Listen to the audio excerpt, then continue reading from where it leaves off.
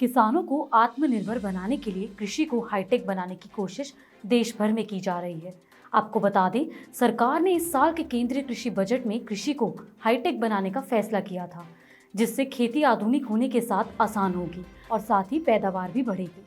यही कारण है कि खेती को टिकाऊ बनाने के लिए पारंपरिक खेती के साथ आधुनिक खेती की पद्धति को एक किया जा रहा है। नमस्कार, मैं दीक्षा सोनी, कृषि न्यूज में आपका स्वागत है। आइए नजर डालते हैं आज की कृषि से जुड़ी सबसे बड़ी खबरों पर। चौधरी चरण सिंह हरियाणा कृषि विश्वविद्यालय हिसार हरियाणा में 15 से 16 मार्च 2022 तक प्राकृतिक खेती विषय पर कृषि मेला खरीफ का आयोजन किया गया, जिसका उद्देश्य किसानों को प्राकृतिक खेती के विभिन्न पहलुओं पर विश्वविद्यालय के विशेषज्ञों को आकर्षित करने के लिए एक मंच प्रदान करना है। आपको बता दें, इस मेले में कई बड़ी बड़ी कंपनियों ने बढ़ चढ़कर हिस्सा लिया। तो वहीं कंपनियों ने कृषि जागरण से बातचीत के दौरान क्या कुछ कहा, आइए जानते हैं। पहले तो कृषि जागरण देख रहे सभी भाइयों का तहे दिल से हार्दिक स्वागत है और हमारे जो प्रोडक्ट है उनके बारे में आपको बताता हूँ सर। ये सीजर हल है, कॉटन में जो होता है इसका।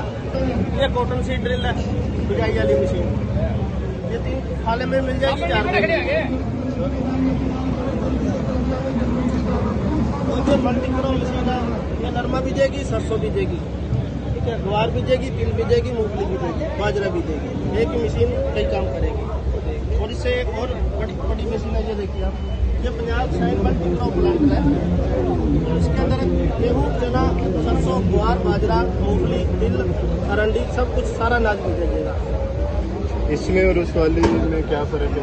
इसके अंदर गेहूं की बिजाई भी साथ हो जाएगी, इसके अंदर गेहूं की बिजाई। और ये जो कस्टमर बाहर से लेकर गए हैं, 2 साल के अंदर 20-20 लाख का लोगों ने किराए पे काम किया हुआ है इसी मशीन से। उसकी अपने पास पिक्चर वगैरह भी है, वो देख लीजिए आप। ये हमारा मल्टीक्रॉप प्लांटर है और ये जैसे कि गेहूं को छोड़ के हर एक फसल बिजाई करता है और इसमें आप डिस्क चेंज करो, कोई भी फसल बीज सकते हो इससे। और ये हमारा कॉटन सीड ड्रिल है, इसमें आप पीटी कॉटन विद डीएपी बीज सकते हो। और ये 3 फुट की भी आती है और 4 फुट की भी आती है। उसके बाद ये हमारी हाइड्रोलिक हैरो है। ये जैसे प्रेशर से हाइड्रोलिक काम करती है, जैसे ये काम करेगी, जैसे ये खुलेगी हाइड्रोलिक और इसके टायर अपने आप ऊपर हो जाएंगे। और ये चलाने में बहुत आसान है, ज़्यादा बिजली है। और ये हमारा कटिंग है, ये बीज की कटिंग के लिए काम आता है। और ये 7.5 फीट का है, ये 8 फीट की रेंज में भी मिलेगा अवेलेबल।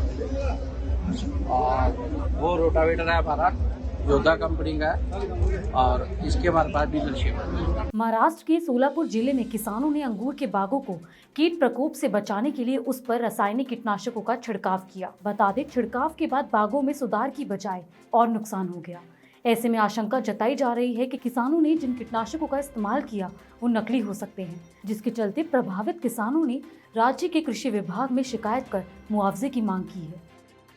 चौधरी चरण सिंह हरियाणा कृषि विश्वविद्यालय हिसार हरियाणा में 15 से 16 मार्च को किसान मेला खरीफ का आयोजन किया गया, जिस मौके पर Maharana Pratap university of agriculture and technology Udaipur के कुलपति डॉक्टर नरेंद्र सिंह राठौर ने कहा कि देश में अब प्राकृतिक खेती की जरूरत है, जिसके लिए किसानों को जागरूक करने के लिए भी उपाय अपनाए जा रहे हैं। साथ ही अब जल प्रबंधन पर भी जोर दिया जा रहा है।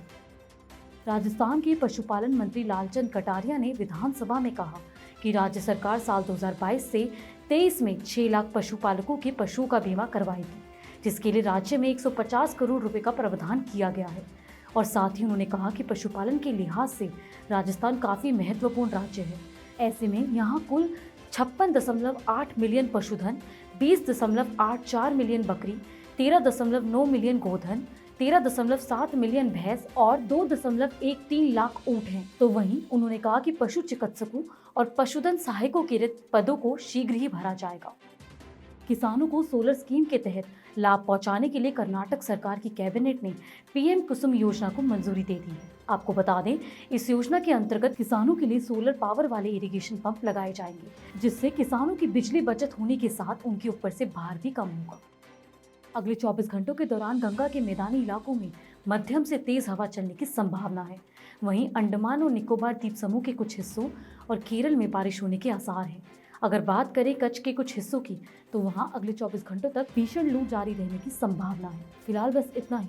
ऐसी ही कृषि से जुड़ी खबरों के लिए देखते रहिए कृषि जागरण। धन्यवाद।